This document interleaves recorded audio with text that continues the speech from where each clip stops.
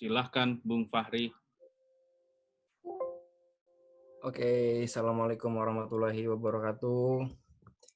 Buat semuanya, apa kabar? Halo, selamat sore. Gimana puasanya? Masih lancar nggak nih? Alhamdulillah. Kalau ada yang mau tanya-tanya atau komentar-komentar sedikit, boleh langsung masukin aja di kolom komentar ya. Nanti akan kita bacain. Udah berasa kayak YouTuber gue ya. Udah berasa kayak YouTuber. Nanti jangan lupa untuk masukin like, comment, dan subscribe gitu. Nah, hari ini, sore ini ya, Rumah Millennials akan membahas tentang hal-hal yang sepertinya menarik nih, karena khusus kayaknya apalagi kayak kita-kita nih yang suka main game ya, ini akan cocok banget, relate banget sama kalian nih. Jadi kayak ini tuh yang pasti kita akan membahas tentang virtual reality ya dengan tema Prepare for the New Normal Social Virtual Reality. Jadi dari judul itu udah kebaca ya, karena di tengah pandemi corona kayak gini kita apa yang bisa kita perbuat gitu loh, selain bekerja dan selain ya makan, tidur, dan lain-lain gitu ya, dan juga di bulan puasa gitu. Nah, mungkin dari tema kali ini akan cocok banget nih dibahas karena gimana sih kalau misalkan gitu ya, kita akan menghadapi normal yang baru, dalam artian kita kehidupan yang baru dengan adanya sosial virtual reality. Nah, mungkin nanti pembicara kita yang akan menjelaskan gitu. Sebelum masuk ke pembicara, aku akan menjelaskan sedikit mengenai Mas Andes Rizky ini ya. Mas Andes Rizky ini selaku co-founder dari Sinta VR dan kepala bidang VR di Rumah Millennials. Nah, Mas Andes ini lulus dari fisika, dari Condensed Matter and Material Physics di Universitas Indonesia pada tahun 2010. Nah, memulai karir sebagai kepala lab di sebuah perusahaan multinasional di Cikarang. Ya, Mas Andes ini memimpin tim R&D, Research and Development di Indonesia untuk bersama-sama tim internasional, membuat terobosan-terobosan terbaru nih di bidang drilling konstruksi dan juga tambang, serta diamond tools. Wow. Nah, Mas Andes ini mengenal VR dari tahun 2014 nih. Nah, Mas Andes mengenal VR dari tahun 2014, sedangkan gue 2014 baru masuk kuliah gitu ya. Masih ya. Dan Mas Andes ini memulai meneliti komponen serta potensi bisnisnya nih. Ya, dan menjadikan Sinta VR di tahun 2016 ini, dan mendirikan Sinta VR, sorry. Mas Andes ini mendirikan Sinta VR pada tahun 2016. Jadi setelah 2 tahun meneliti komponen-komponen VR dan juga potensinya, akhirnya pada 2 tahun kemudian Mas Andes ini bisa mendirikan bisnis dengan nama Sinta VR di tahun 2016. Nah, dan menjadikan perusahaan VR paling inovatif di Indonesia. Ya, dengan pengalaman menangani proyek VR dan juga AR ya, augmented reality di beberapa negara di dunia. Wah, mungkin nanti Mas Andes bisa jelasin ya, maksud proyek-proyek di dunia belah mana nih yang udah dikerjain nih proyeknya nih. Nah, saat ini Sinta VR juga mengembangkan produk unggulannya yang bernama Milea Lab. Ya, nggak cuma milenial saja nih yang punya kegiatan milenial nih, ternyata VR, Sinta VR pun juga punya namanya Milea Lab, sebuah all-in-one VR platform untuk pendidikan yang didesain khusus untuk nuansa dan juga kebutuhan pendidikan di Indonesia. Gitu. Jadi Milea Lab ini memang diciptakan untuk fokus di bidang pendidikan ya. Milea Lab ini telah diakses oleh ribuan guru dan juga ratusan sekolah yang bekerja sama dengan beberapa stakeholder di bidang pendidikan gitu. Nah, selain itu Sinta VR juga menciptakan terobosan-terobosan di dunia ya. Jadi Sinta VR ini memang sudah internasional ya. Jadi mungkin nanti Mas Aris bisa ceritain sedikit bagaimana prosesnya dan hingga bisa sampai ke dunia ya. Nah, Sinta VR juga menciptakan terobosan di dunia virtual entertainment. Ya, setelah sukses dengan debut virtual YouTuber Maya Putri, mungkin banyak yang udah tahu di sini Maya Putri siapa, ya. Nah, Sinta VR juga menciptakan karakter Andi Adinata dan adiknya Alia Adelia. Nah, kali ini Sinta VR menciptakan dua virtual karakter lagi. Ya, adik kakak yang ada Andi Adinata dan adiknya Alia Adelia sebagai salah satu virtual YouTuber yang digemari gitu. Nah, Mas Andes ini juga sebagai ketua INVRA, Indonesian VR or AR Association, juga telah bekerjasama dengan Kementerian Perindustrian Republik Indonesia untuk menyusun rencana pembentukan KBRI VR atau AR ya. yang diharapkan akan membantu pihak-pihak stakeholder industri ya, VR atau AR mendapatkan banyak manfaatnya. Ya. Nah, kurang lebih seperti itu latar belakang dari Mas Andes. Ya mungkin Mas Andes, halo. Halo, Muncul juga orangnya. muncul saya dari bawah ya. Dari background-nya aja nih udah seru nih ngeliatnya nih. Ya. Selamat Supervisor sore ya. semua teman-teman. Thank you Fahri. Siap, siap. Boleh Thank silakan you Mas Mas Andes mungkin bisa Taufan. dijelasin sedikit gimana ceritanya nih Sinta VR bisa sampai mendunia dengan proyek. Belum mendunia banget. Oke, perkenalkan teman-teman, nama saya Andes.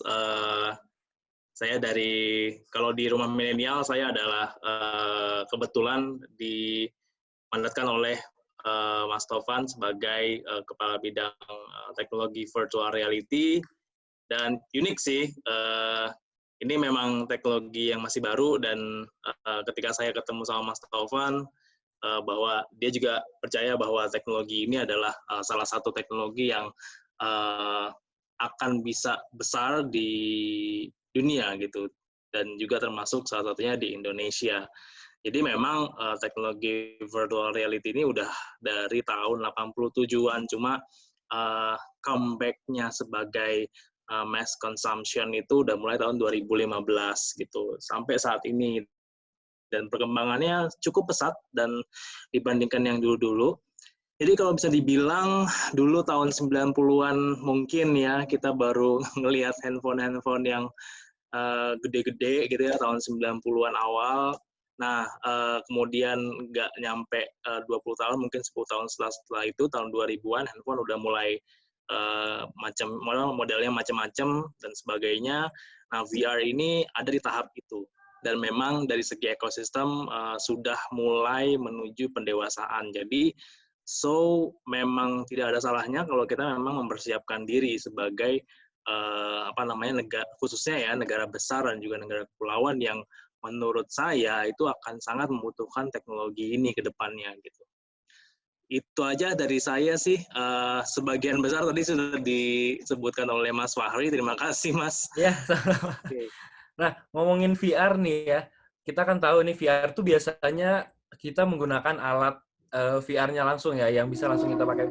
Itu sebenarnya benar-benar emang harus pakai alat itu, apa sebenarnya bisa sih dengan alat itu tuh sebenarnya ada lagi mungkin entah alat-alat lain atau mungkin cara-cara lain untuk kita bisa menikmati VR gitu. Nah, ini menarik. Sebenarnya pengertian virtual reality itu sebenarnya adalah kuncinya ada dua, imersif dan interaktif gitu. Nah, mungkin di sini aku bisa mulai sharing nggak, Mas Fahri? Boleh. Aku ada materi ini. Boleh. Oke, jadi berhubung judulnya virtual social reality ya, jadi saya udah nyiapin nih, sebentar. Oke, kelihatan nggak teman-teman? Kelihatan. Kelihatan ya? Yap. Oke,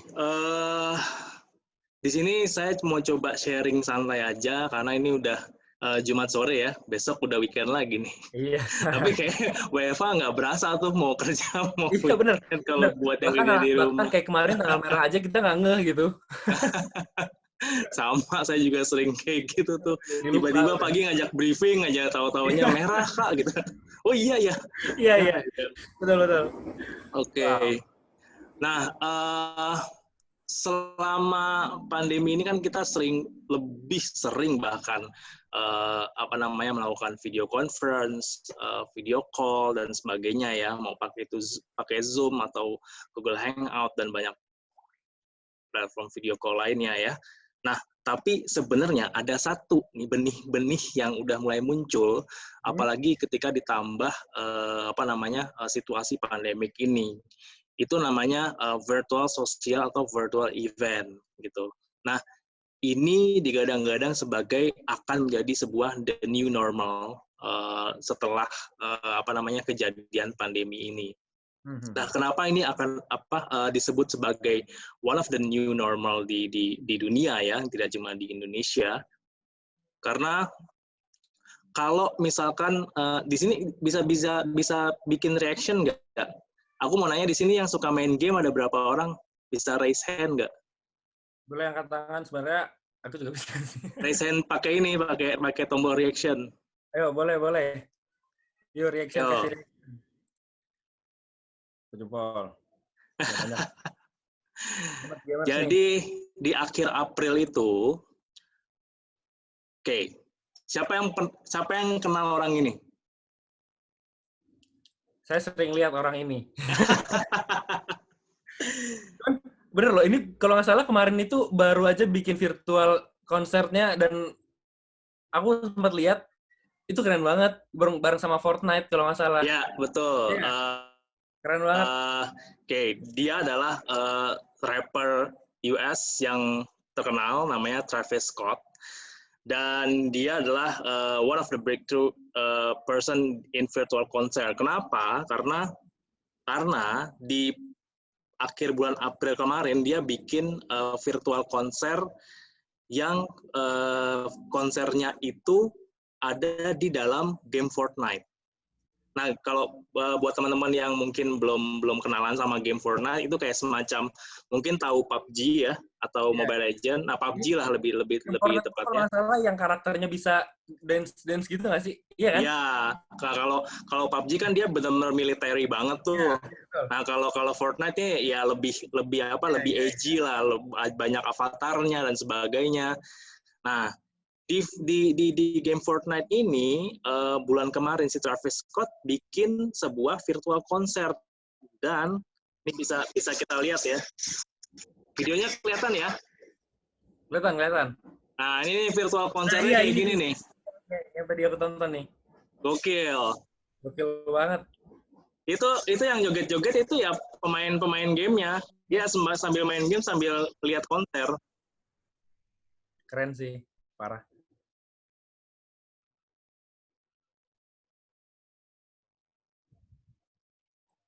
Oke, itu April 23 sampai 25.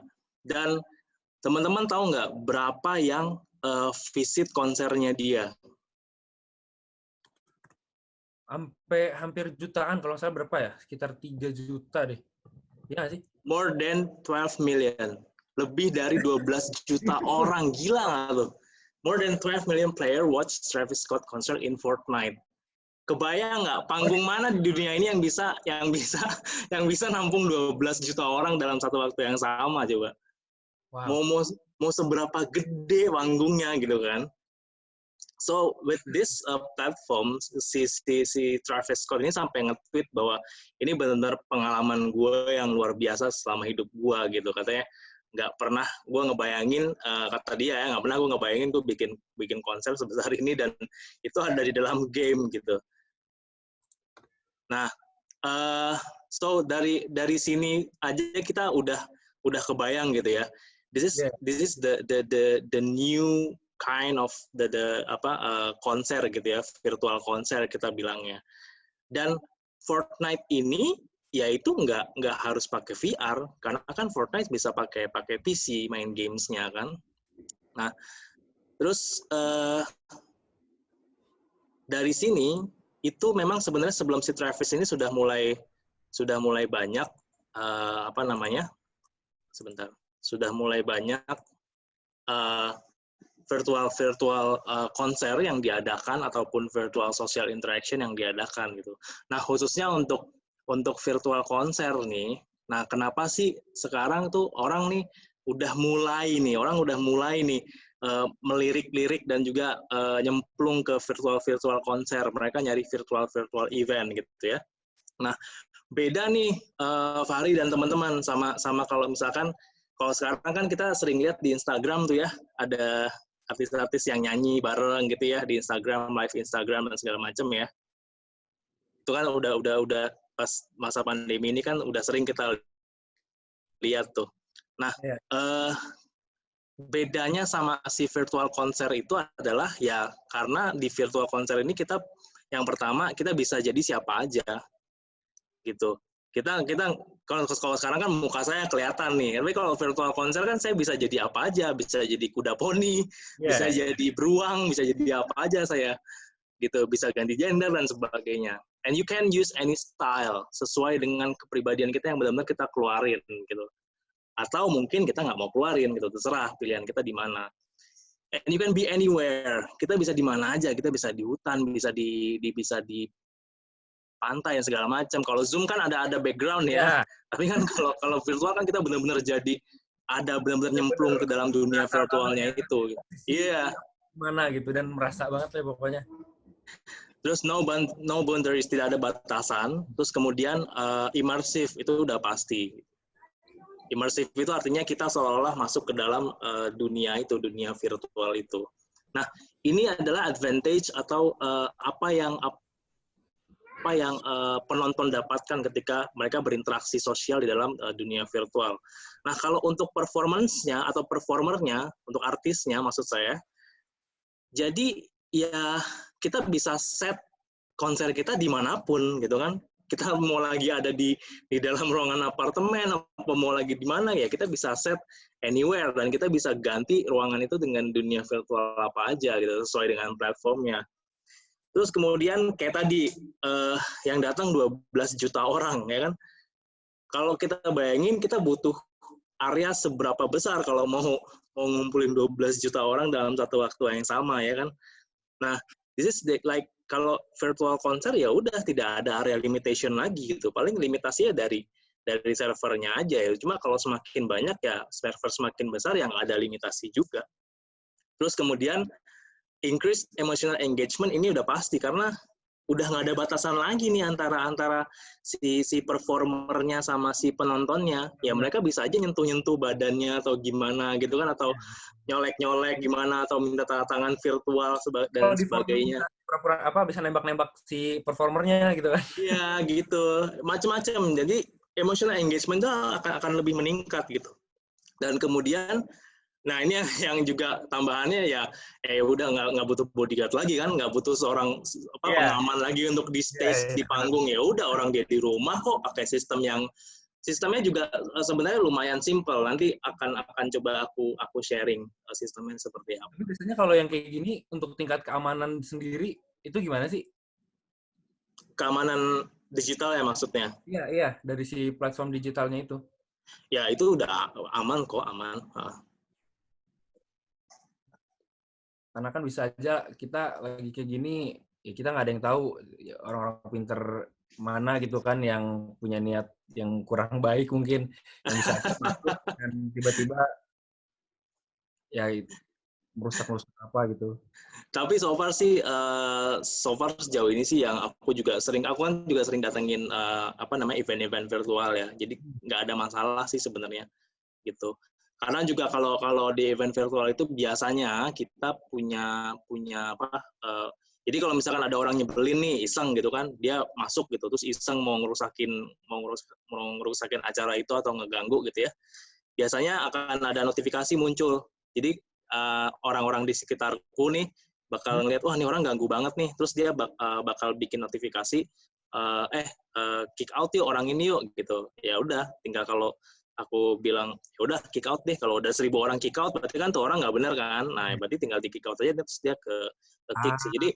Jadi kontrolnya udah dari community-nya itu sendiri gitu. Udah dari master control langsung ya, dari si ibaratnya kalau Zoom tuh dari host-nya ya yang bisa menentukan orang ini bisa join apa enggak gitu. Iya, dan juga dari penontonnya juga. Kalau misalnya merasa mengganggu kan dia bakal bisa bikin langsung polling langsung dan bisa langsung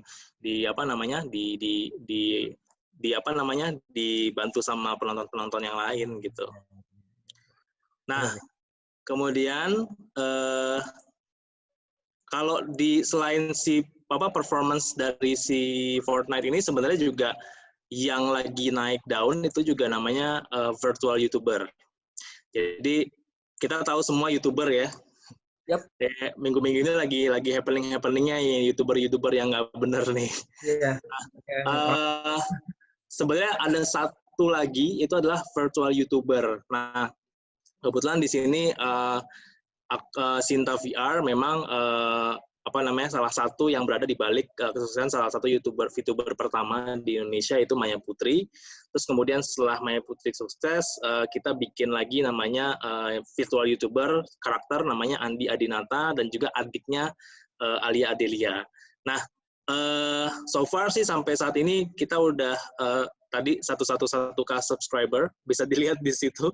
Kita selalu bikin video, ya layaknya YouTuber sih, kita bikin video. Dan di belakangnya memang ada voice actor atau voice actress, cuma, nah, ini teman-teman bisa lihat nih, di belakangnya kayak gini. Kelihatan ya? Ya. Nah, jadi si voice actor atau voice actress ini pakai sistem yang ditempel di tubuhnya, terus at the real time, jadi nggak usah di-render lagi, nggak usah dianimasiin lagi, nggak usah diedit animator lagi, itu real time semua gerakannya ke-record dan bisa jadi langsung karakter ini, karakter kartun yang di bawahnya, gitu. Nah, ini namanya alat motion capture. Mungkin teman-teman pernah tahu dan pernah dengar gitu ya. Nah, dulu sekitar beberapa tahun yang lalu bahkan alat motion capture ini mahalnya minta ampun. Satu set itu mungkin bisa, kalau yang simple aja mungkin bisa 20-30 juta. Mahal banget gitu. Tapi beberapa tahun belakangan, dari tahun kemarin 2019-2018 itu ada satu alat namanya precision neuron, itu ya istilahnya dari yang harga 20-30 juta itu dengan memakai alat baru ini itu cuma ngabisin sekitar 3 juta sampai 4 juta rupiah untuk efek sistem yang mirip gitu. Jadi untuk si virtual YouTuber ini dari yang tadi harganya modalnya mahal, sekarang jadi sangat-sangat murah dan sangat-sangat terjangkau oleh siapapun. Jadi istilahnya ya siapapun ya bisa jadi virtual YouTuber sekarang gitu. Makanya sekarang banyak banget virtual YouTuber mulai bermunculan, mereka main game, mereka bikin skenario cerita dan sebagainya, udah kayak YouTuber lah. Dan uniknya ya mereka karena real time bisa jadi MC, bisa jadi pelawak, bisa jadi macam-macam, bisa collab dengan YouTuber beneran gitu kan, dan macam-macam. Nah, terus tadi ada game, terus YouTube ya, virtual YouTuber. Nah, kemudian di sini juga ada sekarang nih lagi-lagi benih-benihnya udah mulai kelihatan banyak sekali non-game virtual social platform. Sebenarnya platform-platform ini yang aku tulis di bawah ini itu udah ada dari tahun 2018, 2017, 2018-an. Nah, coba di 2020 ini karena juga efek dari social distancing juga dan sehingga orang-orang pada di rumah, sehingga penggunaan virtual social platform yang ini itu jadi semakin meningkat gitu. Jadi kita tahu ada VR Chat, Outspace VR, dan VTime. Jadi 3 ini dari sekian banyak VR platform, tapi yang 3 ini yang favorit, yang banyak digunakan sama orang-orang. Nah, menyangkut ke pertanyaan Fahri yang tadi. Yes. Jadi kalau misalkan kita mau gabung ke virtual event, apakah kita mesti punya VR gitu? Ternyata enggak. Kita bisa gabung pakai smartphone kita kok. Atau kalau kita punya PC, laptop, ya kita bisa gabung juga di PC. Tapi ya kita bisa bikin avatar kita dan kita bisa kayak yang Fortnite tadi kan mereka pakai pakai PC gitu kan. Nah, cuma memang kalau pakai virtual reality ya itu akan lebih terasa gitu, kita menyemplung ke dalam dunia itu. Tapi selain itu juga bisa dipakai platform yang lain. Contohnya VR Chat dia bisa pakai PC juga. Outspace VR juga dia bisa pakai PC. Nah, ini during this pandemic, karena orang-orang lebih banyak di rumah, akhirnya kalau yang untuk VR Chat ini dia usernya itu bertambah cukup pesat ya. Kalau bisa kita lihat dia memang rilis tahun 2018. Terus kemudian habis rilis itu ya biasalah usernya pada turun, terus stagnan sampai 2019, dan kemudian dia mulai naik lagi nih di bulan Januari 2020 sampai saat ini dia udah hampir sama peak-nya dengan ketika dia rilis gitu. Jadi memang dari user juga dan dari Twitch viewer juga dia udah banyak banget, meningkatnya pesat sekali gitu. Jauh ya. Dan memang dari sini kelihatan bahwa orang-orang udah mulai memilih ke arah virtual chat atau virtual virtual social interaction sama virtual konser. Nah, Kalau VR chat ini dia memang untuk sekedar ketemu teman gitu kan, ngobrol-ngobrol segala macam, main game bareng. Nah, yang kedua itu adalah Altspace VR. Nah, kalau Altspace VR ini dia memang fokusnya untuk event. Nah, nanti teman-teman bisa cek nih di Altspace VR, googling aja pokoknya Altspace VR. Dia itu udah mulai banyak banget mereka event-event virtual ya. Kalau sekarang nih yang nih kita bisa lihat nih tanggalnya ya. Besok besok tanggal 9 itu ada event Lights Camera Action. Ini teater. Terus kemudian untuk education juga ada Educator in VR besok juga tanggal 9. Terus kemudian ada dating game, bahkan ada flight time. Terus juga biasanya ada stand up comedy dan sebagainya. Ini semua kita bisa gabung. Tanpa kita punya VR pun kita tinggal pakai PC aja, ya udah kita bisa gabung. Tinggal daftar aja ke Altspace VR gitu. Walaupun memang lebih enak pakai VR, cuma dengan pakai PC pun itu masih bisa kita nikmati gitu. Dan kita bisa jadi siapa aja. Kita bisa nguncungin ya. VR-nya. Iya. Nah, kemudian itu kan 2 ya, aku baru bahas 2. Nah, sebenarnya apa yang menarik di sini adalah even Facebook pun ketika tahun 2015 dia kan mengakuisisi startup VR ya namanya Oculus gitu.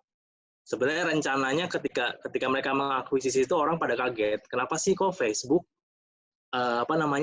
yang memang terkenal sebagai social media platform gitu ya, sama media gitu dan advertising platform, kok tiba-tiba dia ngebeli perusahaan VR gitu. Kalau ngebeli WhatsApp, ngebeli Instagram, ya oke lah gitu kan, dua-duanya sama-sama social platform kan. Tapi kalau misalnya ngebeli Oculus gitu, yang notabene VR gitu, kok berani-beraninya diakuisisi dengan harganya, kalau nggak salah waktu akuisisinya 2 billion US dollar gitu, nggak sedikit gitu kan. Nah, ternyata ya memang rencananya Facebook ya lewat si Mark Zuckerberg ini, ya memang dia menginginkan bahwa the next big thing for the social interaction ada di dunia virtual.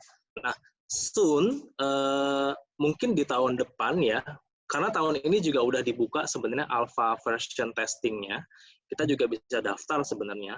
Facebook akan membuka ini namanya Facebook Horizon. Gitu. Ini yang ada di background saya nih Facebook Horizon.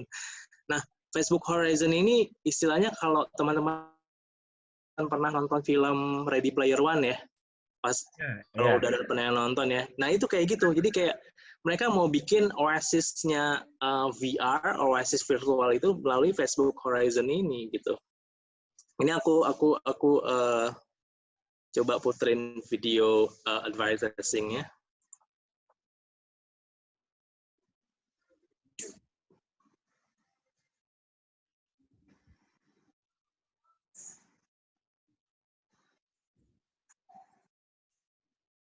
Bayang nggak sih kehidupan kita di masa depan kayak gimana? Jadi kayak ibaratnya kita kayak, oh ini ada yang komen nih, kayak film Avatar ya. Jadi jatuhnya bener-bener kita punya 2 dunia gitu. Dunia sama dunia virtual gitu. Dan ini kayaknya bener-bener akan sangat berpengaruh banget sih buat kondisi kayak gini. Ya, jadi memang there's no limitation, kita bisa jadi siapa aja, kita bisa di mana aja, mau kita penonton atau kita kayak artis kayak si Travis tadi, ya kita bisa set di mana aja, kita bisa having fun gitu kan, tanpa ada batasan. So ya, jadi saat ini pilihannya adalah apakah kita ready, prepare to join or not to join gitu. Karena ya pada saatnya nanti, like in the near future sih nggak nyampe 10 tahun, nggak nyampe 5 tahun, bahkan semuanya akan beralih ke dunia virtual seperti ini gitu loh. Tidak hanya menjadi gimmick, tapi bisa menjadi satu problem solving atau problem solver untuk masalah-masalah yang kita hadapi di dunia. Bahkan ya sekarang orang-orang lagi sering di rumah, peningkatan penggunaan virtual reality ini pun meningkat tajam gitu. Nah sekarang pilihannya adalah join or not join gitu. Kalau misalkan teman-teman penasaran, ya tinggal cari aja, start to find out the platform. Kayak tadi kan ada Altspace VR, ada VR Chat, nyemplung aja dulu gitu. Ntar juga ketagihan gitu. Misalkan di Altspace VR gitu.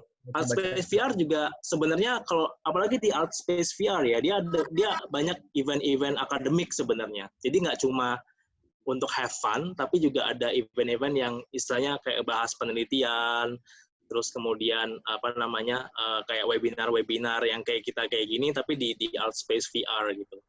Dan itu juga banyak peneliti-peneliti atau akademisi yang gabung ke sana juga gitu. Dan kita bisa benar-benar langsung ngomong sama dia.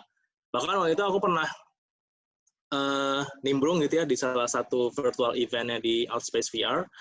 Ya dengan santainya aku ngomong sama beberapa legenda-legenda VR di dunia gitu, kayak si Mark Billingers, aku bisa nanya sama dia, ngobrol dan sebagainya tanpa ada batasan gitu. Padahal kalau ketemu sama orangnya langsung pasti takut kan, waduh, udah JPR duluan gitu. Pas sudah nyemplung ke situ ya udah, karena kita semua udah jadi virtual gitu kan, jadi ya udah ngobrol-ngobrol aja gitu. Terus ya try and make a creation, then try to connect with all the people. Kalau kalian teman-teman nyoba gitu ya, nyemplung aja di satu aja di Altspace VR gitu, teman-teman akan ngelihat dan berjumpa dengan banyak sekali orang dari nggak cuma di Indonesia tapi juga dari seluruh dunia. Try to connect with those all people, dan teman-teman pasti akan kaget kayak, oh ini kok dia apa namanya karakternya macan atau beruang, tapi ternyata dia ini apa namanya cukup terkenal ya, kayak influencer ya, atau ternyata dia ini apa namanya profesor ya atau PhD ya, kayak gitu. Kita akan kaget sendiri gitu. Oh gila, ternyata karakter ini dia si ini loh gitu. Dan itu akan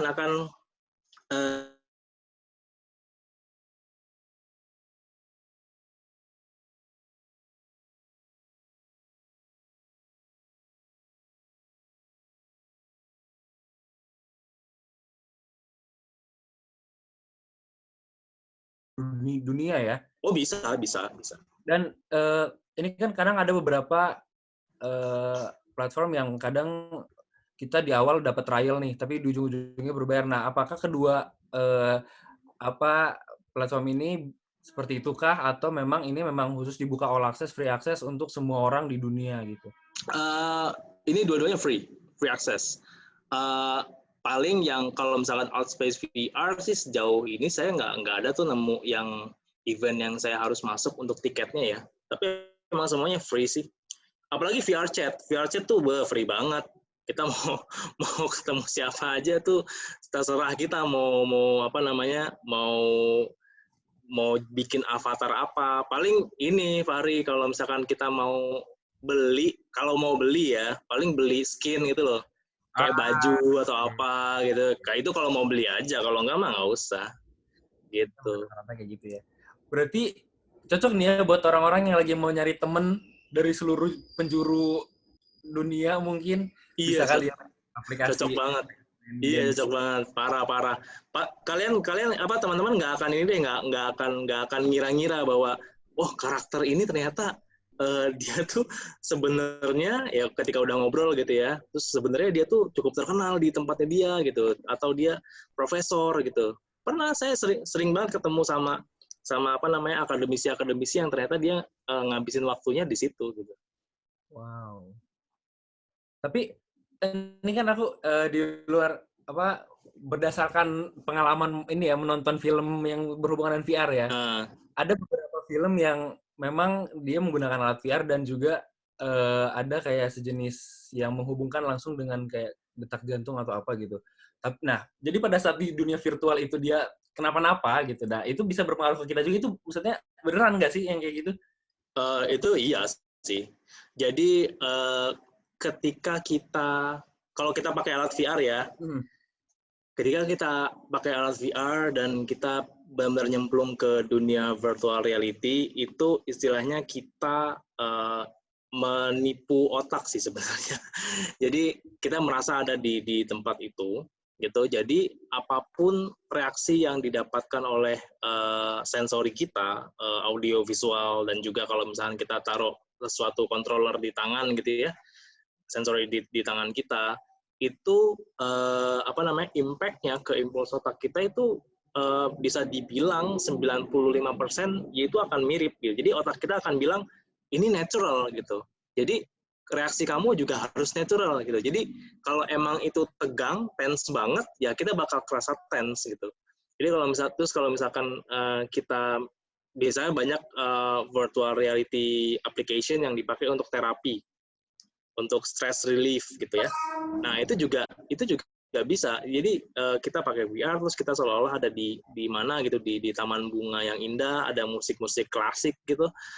Ya terus kemudian kita ngerasa stress relief, dan memang itu benar-benar terjadi. Dan that's why virtual reality itu juga tidak hanya untuk games, bahkan di beberapa penelitian mereka digunakan untuk terapi pasca traumatik, terus terapi skizofrenia, dan juga sama untuk autism juga. Gitu. Berarti memang sebenarnya VR itu fungsinya banyak banget ya, nggak cuman kita sekedar yaitu kita punya dunia virtual atau kita bisa melihat event-event virtual, tapi banyak juga manfaat lainnya yang tadi dibilang bisa buat terapi, bisa juga buat medikasi-medikasi yang lain gitu ya. Iya, bisa. Apalagi untuk education. Akbar tadi bilang di chat ya, bagus untuk belajar bahasa Inggris langsung. Ya benar, untuk education itu Yeah.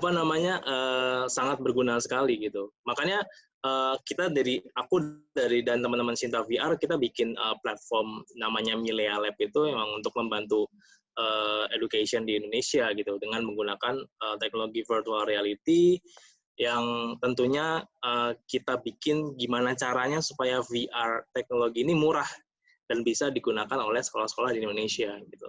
Tapi yang digunakan itu menggunakan bahasa Indonesia apa bahasa Inggris nih, Mas Andes? Yang mana tuh? Yang lagi diciptakan oleh Sinta VR, Milea Lab itu sendiri. Oh, Indonesia dong. Indonesia ya? Yoi. Karena memang kita pertamanya mau fokus di Indonesia. Kita mau coba mengembangkan teknologi ini, dan supaya bisa benar-benar digunakan secara optimal di Indonesia ya, khususnya di bidang pendidikan. Karena VR ini have a very big potential kalau kita mau pakai di dunia pendidikan, sangat membantu sekali. Misalkan bayangin kalau kita mau, misalnya ada sekolah yang mau praktek permesinan gitu kan, kita bisa aja bikin mesin itu jadi virtual gitu. Jadi sekolah itu ya udah nggak usah invest mesin lagi gitu, tinggal pakai si VR aja, terus si murid-muridnya udah bisa belajar tentang mesin itu gitu loh. Nah, hal seperti ini yang dibutuhkan di Indonesia. Cuma memang sampai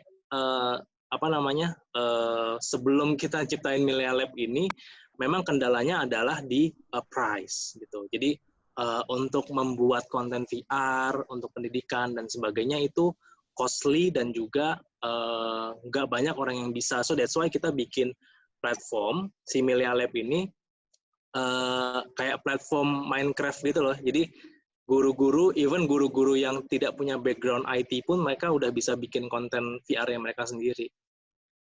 Tuh, tanpa harus ngoding, tanpa harus punya PC yang mahal, tinggal drag and drop doang, kayak gitu-gitu.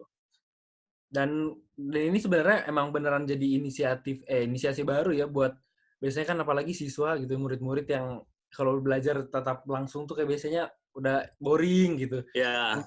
Bener, ini terobosan terbaru sih bener, dengan adanya VR, dan dia bisa benar-benar merasakan langsung, sekaligus apa yang dia rasakan itu menjadi bahan edukasi juga buat dia gitu. Benar-benar. Nah, mungkin kita langsung masuk ke sesi pertanyaan. Udah ada beberapa pertanyaan nih. Ada dari Akbar. Rekomendasi VR yang bagus apa nih, Bang, katanya? Rekomendasi VR yang bagus, tergantung budget. Jadi VR ini ada yang PC base ya. Jadi ada yang dikonekin ke PC. Keunggulannya kalau VR PC base ini dia grafiknya bisa mainin grafik yang AAA. Jadi karena dia pakai graphic card-nya PC kan. Nah, tapi harganya sangat costly, sekitar kalau satu set itu kalau digabung sama PC-nya bisa sekitar 35 jutaan, which is ya kalau bukan hardcore gamer banget, kayaknya nggak mungkin untuk invest ke situ gitu. Tapi kalau misalkan nggak yang triple A, maksud gue kayak yang mendekati itu aja udah cukup, kita bisa beli VR standalone. Ada namanya Oculus Quest, Oculus Go, terus HTC juga ada, HTC Vive, Cosmos atau HTC Vive Focus. Itu harganya sekitar 400 USD. Itu kalau misalnya kita mau mengalami VR yang memang nggak usah yang AAA banget lah gitu, asalkan semi realis gitu, yang penting kita bisa main dan berinteraksi.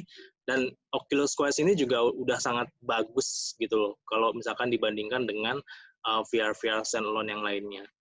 Terus kemudian kalau untuk edukasi atau yang paling low gitu ya, itu kita bisa pakai Google Cardboard sih sebenarnya. Nah, Google Cardboard ini macam-macam jenisnya. Ada yang dari kardus, harganya cuma 50.000 kan. Terus tinggal kita pakai HP Android kita atau pakai iPhone kita, tinggal kita pakai, terus kita bisa main VR di situ. Terus kemudian ada yang dari kardus 50 ribuan, ada juga yang dari plastik gitu. Ada yang harganya 200 ribuan, ada yang 300 ribuan, so it depends gitu. Tapi itu berpengaruh ke sama hand nggak sih, Mas? Kenapa? Berpengaruh ke kualitasnya nggak? Yang pengaruh bukan headsetnya kalau VR mobile, tapi handphonenya. Gitu. Tapi so far sih, kalau dulu ya pas gue pertama kali berkecimpung dan benar total di VR tahun 2016 kan, si Sinta VR berdiri ini. Itu kita ngeluarin duit 2 juta, itu kan mungkin cuma bisa dapat handphone yang RAM-nya 1 giga ya, kalau nggak salah ya. 1 giga ya 4 jutaan cuma dapat yang 2 giga. Kalau sekarang kita ngeluarin uang yang sama 2 juta, itu udah bisa dapat yang RAM-nya udah 4 giga, 6 giga bahkan kan gitu, 4 giga lah seenggaknya. 4 giga udah. Dan prosesornya juga jauh lebih canggih dibanding tahun 2016, 4 tahun yang lalu. So menurutku sih nggak akan ada masalah lagi kalau misalkan kita punya smartphone Android atau iPhone yang kita beli tahun 2018 atau 2019, ya itu udah pasti bisa banget dipakai dan bakal lancar sih. Berdasarkan jenis device handphonenya ya, bukan berdasarkan alat VR-nya ya. Iya, betul. Nih pertanyaan lagi dari Akbar nih, katanya gimana nih gabung Sinta VR Bang katanya.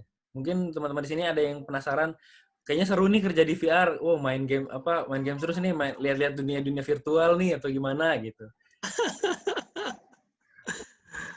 Oke, Akbar dari mana nih? Dari Jakarta kah atau?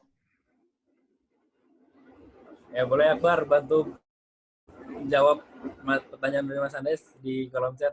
Mungkin sambil nunggu jawaban dari Akbar, kita next pertanyaan ya. Ini dari Indah Nurcaya nih, penggunaan VR di sektor construction itu kayak gimana Kak? Oke, ini menarik karena sektor konstruksi ini sebenarnya bisa memakai teknologi VR ataupun mixed reality ya.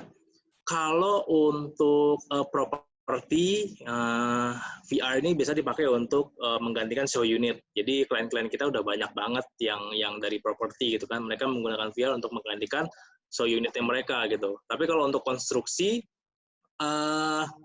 biasanya sih kalau konstruksi itu dipakai untuk desain, itu yang pertama, untuk desain dan juga untuk kalau di konstruksi itu kalau nggak salah ada ini ya, ada sistem yang terintegrasi itu ya, kalau dia mau mengetahui line-line kelistrikannya dan segala macam, itu kan dia ada sistemnya ya.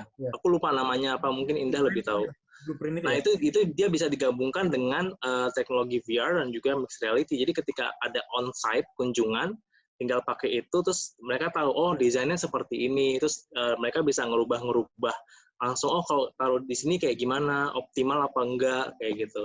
Jadi benar-benar kayak Iron Man gitu loh, bayangin kan kita pakai itu, terus untuk desain construction-nya kita bisa langsung ubah-ubah, bahkan dengan VR ya kita bisa langsung ngomong, Jadi kita nggak usah ke site construction-nya, kita ngomongin desainnya itu, misalkan saya ada di rumah, Indah ada di mana gitu kan, ada di site gitu, kita pakai VR, dan kita collaborate gitu.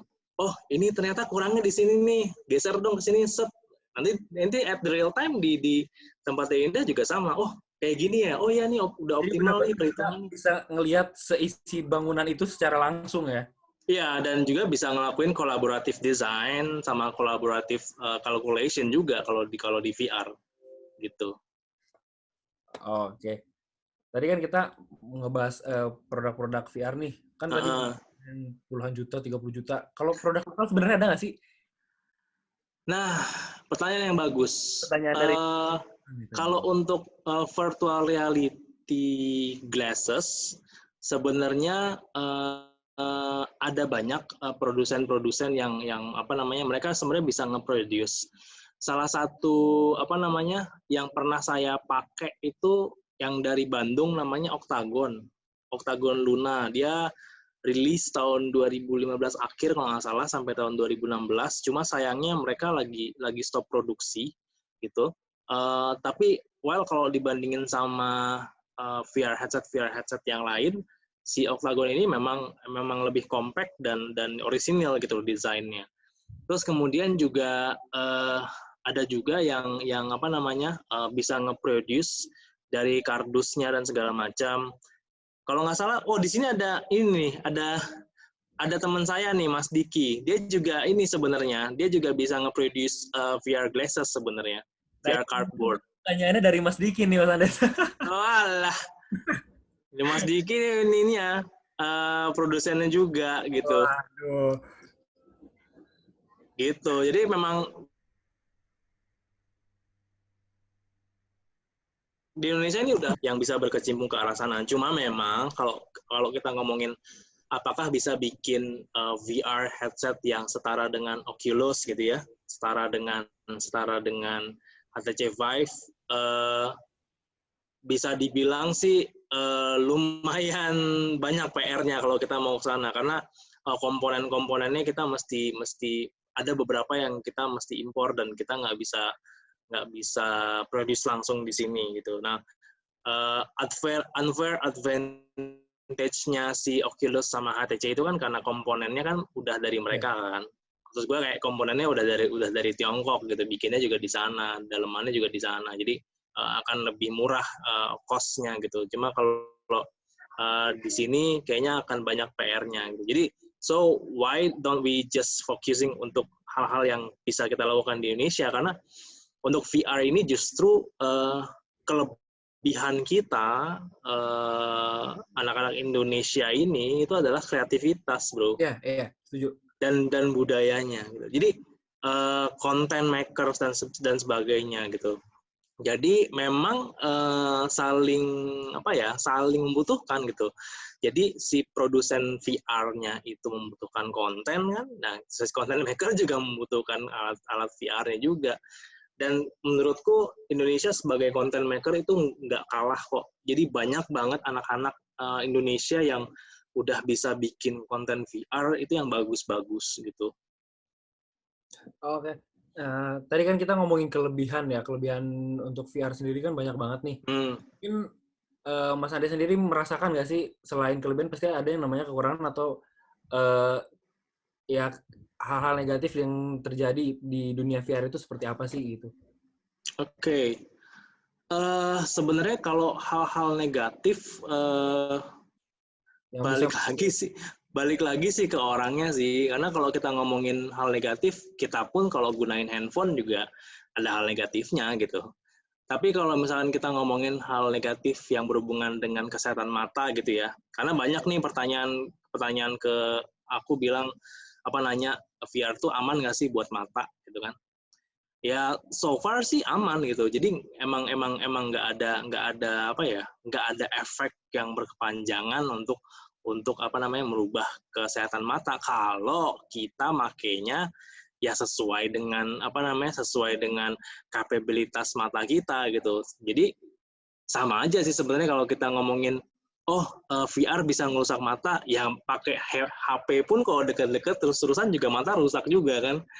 Jadi sebenarnya sama sih. Dan VR pun sebenarnya untuk alat-alat VR kan dia udah pakai lensa dan dia udah ada apa namanya sistem untuk menyaring radiasinya dan segala macam. Jadi so far sih aman sih.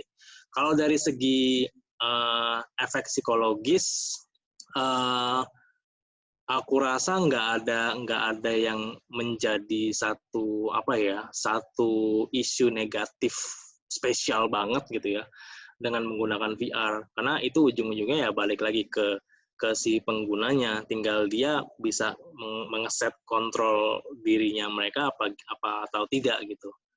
Itu aja sih paling negatifnya. Kalau untuk ketagihan, adiksi sih enggak sih ya. Kalau untuk addiction juga Enggak ya? Karena enggak. biasanya ya namanya games atau misalkan hal-hal yang berbau dengan virtual, dengan yang baru lah. Biasanya kan orang lagi ini bisa sampai berapa lama sekali main gitu. Tapi ini enggak ya, harusnya ya. Aman ya. Kalau misalkan baru banget ketemu, pasti bisa ngabisin, kalau misalnya pakai Oculus Quest ya, pasti bisa ngabisin 2 jam, 2,5 jam di dunia virtual. Itu nggak akan berasa. Itu karena otak kita ngaktifin dopamin kan, ini novelty gitu, kayak wah ini sesuatu yang baru nih, seneng banget gue dapet ini, reward.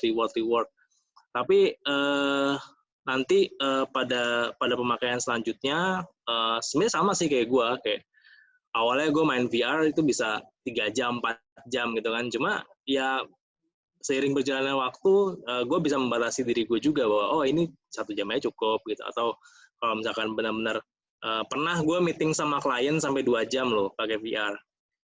Kita lumayan sering loh meeting sama beberapa klien pakai VR. Wow. jadi gue pakai VR, terus klien gue juga pakai gitu. Kita meeting sambil main games bareng atau apa gitu. Itu sering loh kita kayak gitu. Ya tergantung kebutuhan aja sih paling, tinggal dibatasi aja.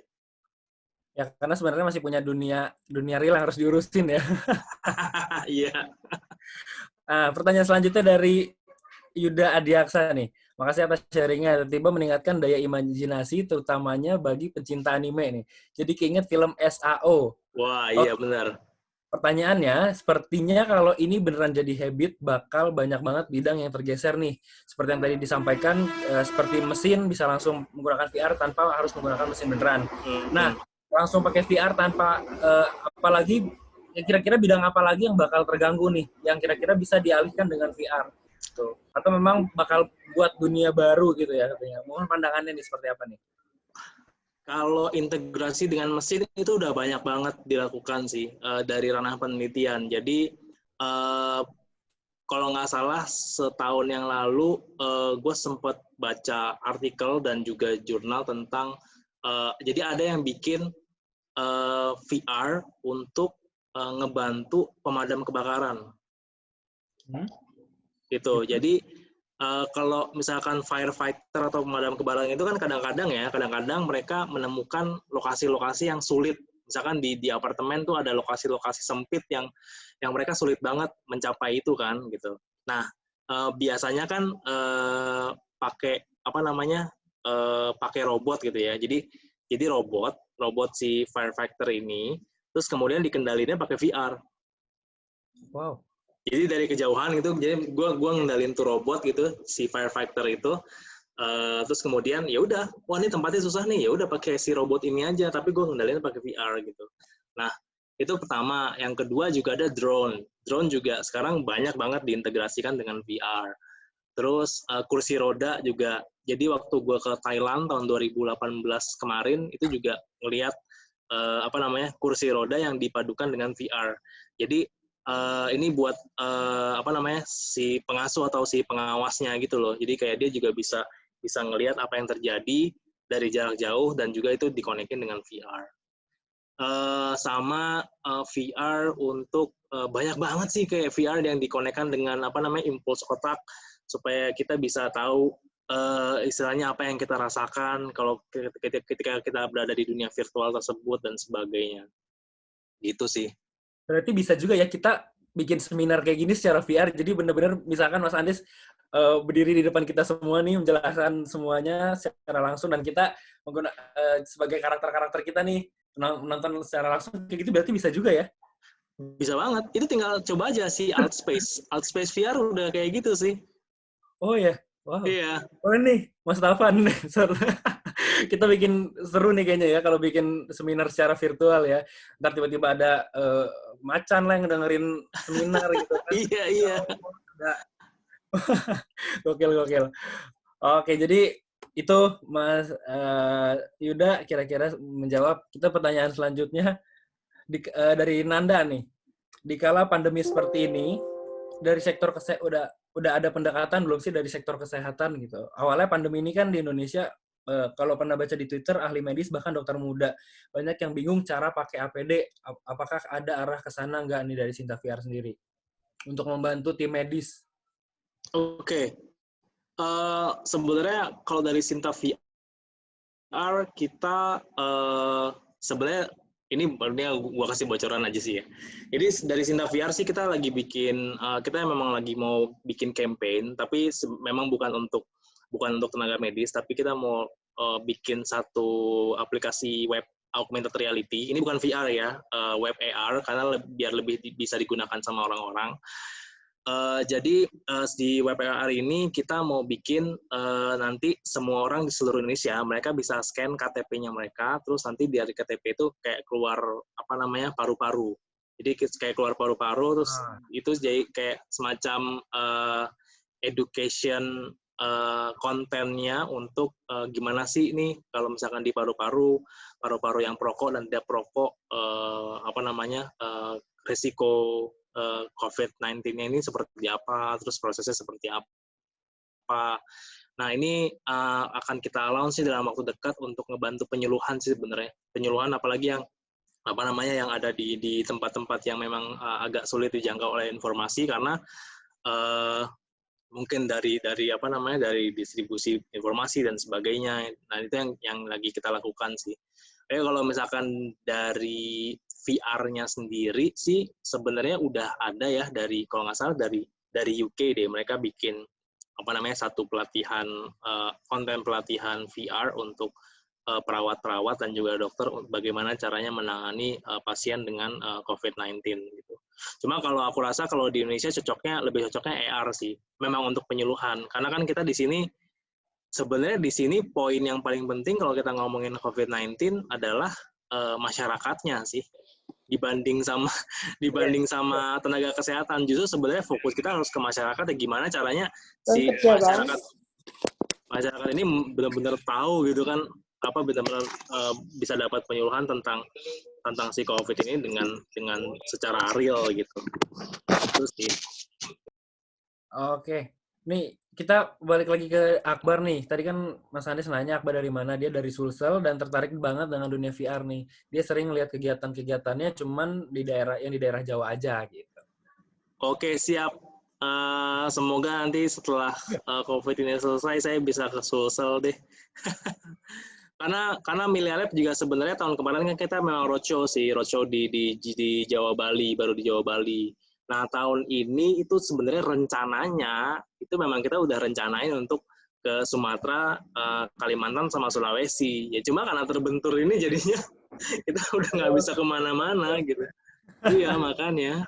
Padahal kita udah rencanain sih, kita mau kesini gitu. Kalau tahun kemarin kita baru di Jawa Bali aja. Gitu. Oh gitu. Wow. Berarti banyak ya PR ya setelah COVID-19 ini selesai, banyak banget yang harus dikerjain ya? Iya.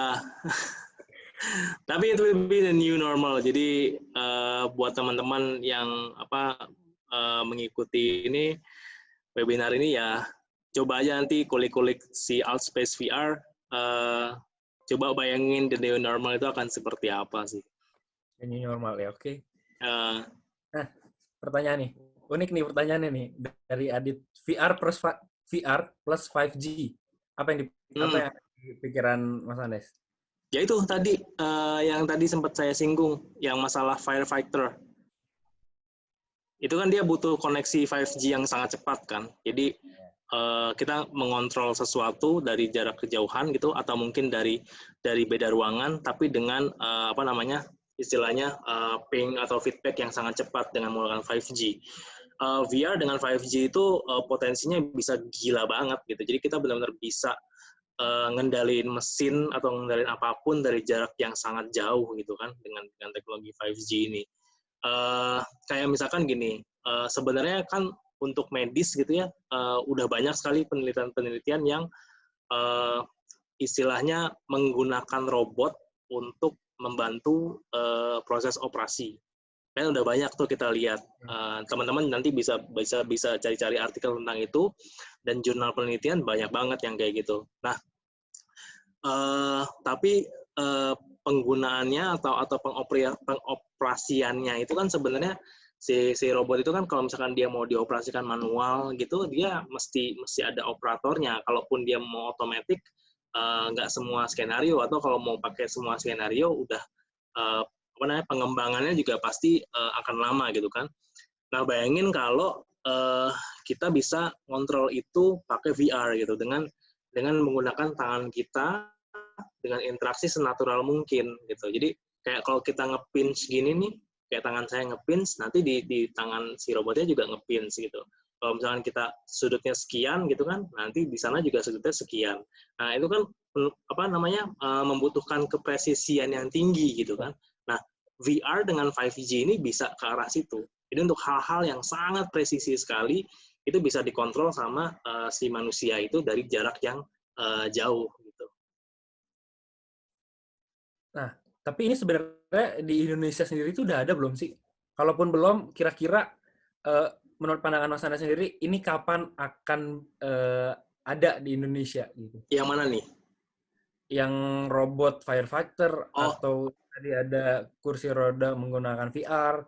Nah, itu tuh kira-kira udah di Indonesia apa belum? Kalaupun belum, kira-kira menurut Mas Andes ini kapan nih akan ada di Indonesia gitu? Well, yang kayak gitu-gitu sih memang butuh koneksi 5G ya. Jadi tergantung di Indonesia kapan dibangun 5G-nya gitu kan. Gue nggak tahu, rencananya katanya 2025, tapi kan kita nggak tahu ya kapan gitu mau di ini ya. Selama infrastruktur 5G-nya belum sempurna ya, gue rasa akan sulit sih, terutama untuk hal-hal yang presisi. Tapi kalau misalkan cuma kayak mengendalikan drone atau mengendalikan kendaraan atau kursi roda, hal-hal yang tidak membutuhkan tingkat kepresisian yang presisi banget gitu ya, itu sebenarnya udah bisa sih kalau kita mau bikin di Indonesia gitu. Bahkan kalau hal-hal yang kayak operasi firefighter itu kan dia kan butuh presisi kan. Kayak firefighter kan mereka butuh special knowledge yang presisi banget tuh. Nah, di situ menurutku kalau misalkan masih pakai koneksi yang sekarang sih kayaknya agak sulit sih. PR banget ya. Ya. Berarti kita menunggu nih ya 2025 ya, nunggu 5G datang. Nunggu 5G lah pokoknya. Sambil buat teman-teman yang masih mau bertanya nih ya mengenai VR dan dunia-dunia virtual lainnya, bisa langsung menghubungi ke Instagramnya Mas Andes kali ya. Oh boleh ya, silakan. Instagram saya Major Tom 2.0. Nih, aku coba input ke kolom ini ya. Iya itu.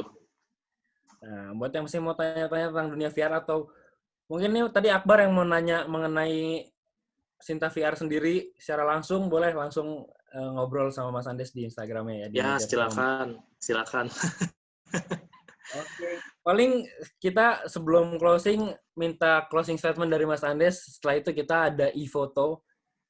Boleh Mas Andes kira-kira closing statement apa yang bisa disampaikan ke teman-teman semua? Oke. Jadi alhamdulillah kita yang ada di sini semua masih dikasih kesehatan ya. Alhamdulillah. Sama Tuhan Yang Maha Esa. Jadi memang situasi pandemi ini merubah banyak sekali segmen dalam kehidupan kita ya. Mau dari pekerjaan, pendidikan, bahkan juga untuk social interaction gitu ya. Nah, di sini saya sebagai mewakili mewakili Indonesia VR Association juga, mewakili Sinta VR juga, dan juga sebagai kabit virtual reality Rumah Millennials. Di sini dari diskusi ini, kalau closing statement-nya sih adalah yuk kita coba sama-sama menggali potensi-potensi apa yang bisa kita lakukan ketika pandemi ini, istilahnya social distancing ini berakhir. Karena sebelum vaksin yang efektif ditemukan, udah pasti kita akan hidup berdampingan dengan this virus gitu kan. Dan orang-orang menyebutnya, udah mulai menyebutnya is this the new normal gitu. Bahkan sekolah-sekolah di Tiongkok, beberapa sekolah-sekolah di Korea Selatan juga udah mulai menerapkan social distancing class gitu. Tapi jadi masuk kelas tapi jaraknya berjauhan gitu. Nah, the new normal ini salah satunya adalah hal-hal yang memang berhubungan dengan dunia virtual gitu. Nah, jadi memang yuk kita coba sama-sama mulai menggali apa nih potensi-potensi yang bisa kita kerjakan yang berhubungan dengan teknologi-teknologi virtual seperti ini. Tidak hanya virtual reality, masih banyak kayak augmented reality, terus kemudian live interaction kayak YouTube channel virtual kayak gitu-gitu. Itu mungkin bisa kita mulai untuk mulai kita cari apa nih yang bisa kita lakukan untuk Indonesia gitu, kita optimalkan untuk Indonesia gitu. Kalau misalkan saya dan tim Cinta VR untuk pendidikan, mungkin teman-teman yang tadi ada mungkin pernah punya pengalaman di bidang construction atau di bidang kesehatan, yuk coba kita mulai gali apa yang bisa kita lakukan untuk itu gitu. Itu aja sih closing statement dari saya. Semoga semuanya tetap sehat walafiat ya. Amin, amin. Oke, berarti closing statement dari Mas Andes itu bisa disimpulkan bahwa di tengah pandemi seperti ini kita bisa semakin menggali potensi ya, yang bisa kita kembangkan dan juga bermanfaat bagi orang-orang sekitar gitu. Sekaligus kita mendukung program pemerintah gitu kan. Ya. Oke, mungkin setelah itu kita akan foto bersama. Jadi aku minta teman-teman semua untuk menyalakan kameranya. Boleh? Halo.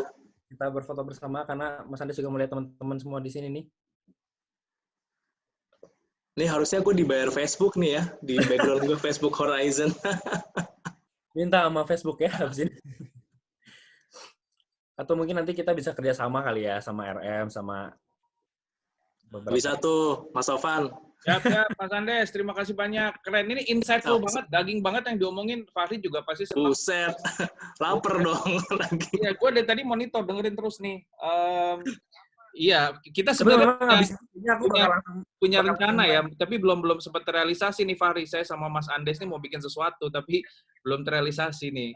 Mudah-mudahan lah habis ini selesai lah. Akan sangat seru sih kalau emang jadi. Iya, makanya. Halo Mas Bro. Halo Bro. Siap, oke kita foto bareng yuk Fahri. Boleh. Ayo semua teman-teman semua kita kameranya. Kita berfoto bersama. Wah, ayo Alex, Diki, Rere, Subtan, Nanda ya. Terima kasih masih bertahan bersama. Wah, ada Subhana dan Nanda nih. Ya. Jadi informasi banget nih. Abis ini nih pasti buka-buka chat VR kalau nggak Outspace sih. Iya, yuk kita buka kameranya yuk teman-teman, boleh nggak kita foto biar mukanya kelihatan semuanya. Ada Mas Alex, Mas Diki, Rere, Nanda, Subhan, Bu Betty. Ayo boleh kita nyalain videonya. Aninis, boleh? Mana nih? Tamu-tamu buka puasa ya. Jangan-jangan masih pakai dasteran semua nih. Oke, kita foto ya. 1, 2, 3. Sekali lagi, jempolnya mana jempolnya? Jempol, kasih jempol. 1, 2, 3. Oke, terima kasih banyak Mas Andes Rizky, makin sukses Cinta VR. Sama-sama, thank you bro. Fahri, makasih banyak. Fahri, makasih teman-teman semua yang lain, makasih ya. Buat yang mau tanya-tanya, sekali lagi aku informasiin bisa langsung menghubungi Instagramnya Mas Andes di MajorTom 2.0 ya. Oke, thank you, terima kasih banyak semuanya. Bye. Yo, selamat berbuka puasa semuanya bagi yang menjalankan. Thank you.